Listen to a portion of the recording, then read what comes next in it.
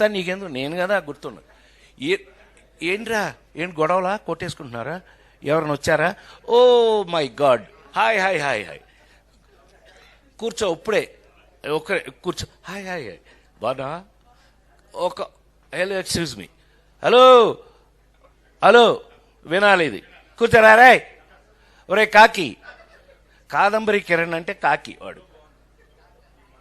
నేను మాట్లాడాలా లేకపోతే అండి చంపేస్తా, సైలెన్స్ ఒక్క నిమిషం, ఇప్పుడే వేడెక్కింది.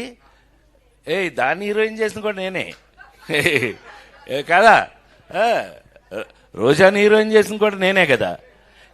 సైలెన్స్, ఆమెనే సైలెన్స్, కూర్చోవే కూర్చోండి.